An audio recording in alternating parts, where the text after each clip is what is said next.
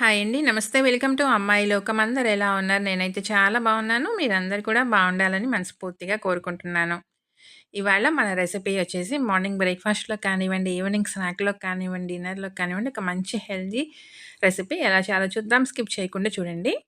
ముందుగా మిక్సింగ్ బౌల్‌లో అరకప్పు పచ్చిశనగపప్పు, అరకప్పు వచ్చి పెసరపప్పు తీసుకున్నాము. దీన్ని నీళ్లు పోసి మంచిగా 2-3 సార్లు కడిగేసుకుందామండి.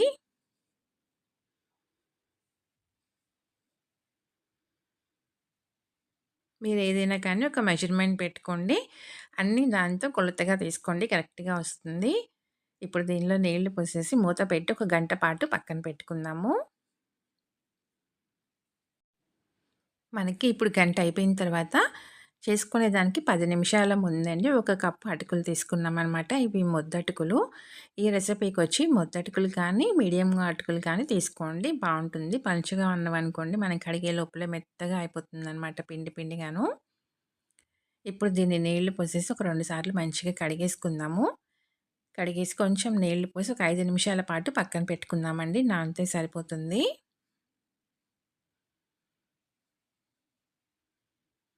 ఇప్పుడు మనకి పప్పు చక్కగా నానిపోయిందండి. గంట తర్వాత చూద్దాము.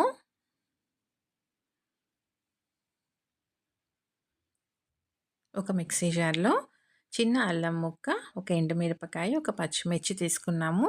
దానిలో ఈ నానిన పప్పు కూడా వేసేసుకుందామండి.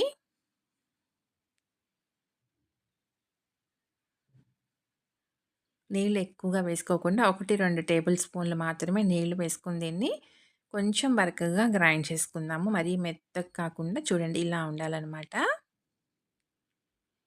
ఇప్పుడు దీన్ని మనం మిక్సింగ్ బౌల్‌లోకి మార్చుకుందాం.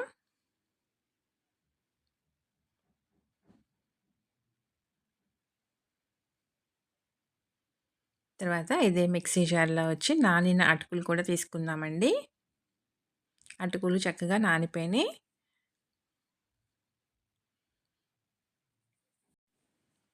ఆల్రెడీ మనం నానబెట్టుకున్న నీళ్ళే ఉన్నాయండి అటుకుల్లో. ఆ కొంచెం నీళ్ళకి తోడు ఇంకొంచెం ఒక 2 టేబుల్ స్పూన్లు నీళ్లు వేసుకొని, దీన్ని కూడా కొంచెం బరకగా గ్రైండ్ చేసుకుందామండి చూడండి.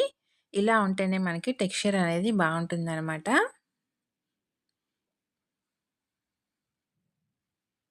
దీన్ని కూడా మనం మిక్సింగ్ బౌల్‌లోకి మార్చుకుందాం. మరీ మెత్తగా పేస్ట్‌లాగా కాకుండా ఈ విధంగా చేసుకుంటే బావుంటుంది.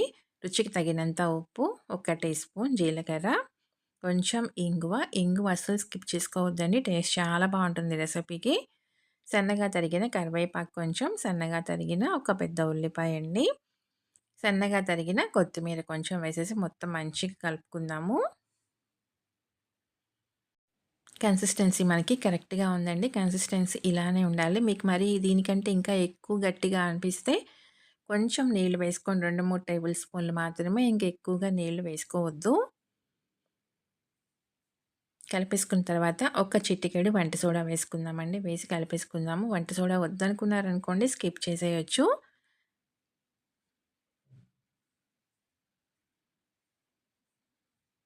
పిండి మనకి రెడీ అయిపోయిందండి. పక్కన పెట్టుకుందాము. ఈలోగా కడాయి పెట్టుకొని ఒక టేబుల్ స్పూన్ నూనె వేసుకుందామండి. తర్వాత ఒక గరిటె పిండి వేసుకొని దీన్ని కొంచెం పల్చగా స్ప్రెడ్ చేసుకుందాము.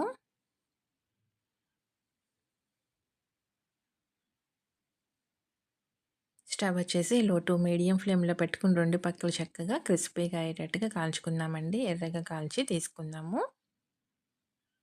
పైన మనకి మంచి క్రిస్పీగా కాలుతుందనమాట. లోపల సాఫ్ట్‌గా టేస్ట్ అయితే చాలా బావుంటుంది. కొబ్బరి చట్నీతో చాలా బావుంటుందండి. లేదంటే టొమాటో చట్నీతో కూడా చాలా బావుంటుంది. ఒక పక్క మనకి వేగిన తర్వాత దీన్ని రెండో పక్కకి మార్చుకుందాం. పొద్దున్నే బ్రేక్‌ఫాస్ట్‌లో కానివ్వండి, ఈవినింగ్ స్నాక్‌లో తినాలనిపించినా కానివ్వండి, నైట్ డిన్నర్‌లో కానివ్వండి, ఒక మంచి హెల్తీ రెసిపీ అనమాట. పిల్లల నుంచి పెద్దవాళ్ళ దాకా అందరికీ నచ్చుతుంది. అయిపోయిందండి. 2 పక్కలు చక్కగా కాలిందనమాట. తీసేసుకుందాం ఇంకా. చూసారు కదా! చక్కగా పైన మంచి క్రిస్పీగా కాలింది. తప్పకుండా మీరు ట్రై చేసి చూడండి. మీకు ఎలా వచ్చిందో కూడా నాకు తప్పనిసరిగా కమెంట్ చేయండి. అలానే వీడియో నచ్చినట్లయితే తప్పకుండా సబ్స్క్రైబ్ చేసుకొని ఒక లైక్ ఇచ్చేయండి. మీ ఫ్రెండ్స్‌కి, ఫ్యామిలీ మెంబర్స్‌కి షేర్ చేయండి.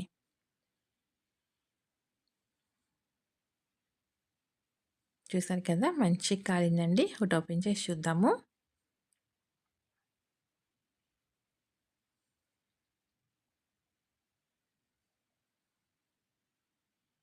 పైన మంచి క్రిస్పీగా ఉందండి. లోపల సాఫ్ట్‌గా టేస్ట్ అయితే చాలా బావుంది. తప్పకుండా ట్రై చేసి చూడండి. ఈరోజు రెసిపీ అయితే ఇంతేనండి. రేపు ఇంకో కొత్త రెసిపీతో మీ ముందుకొచ్చేస్తాను. Thank you for watching.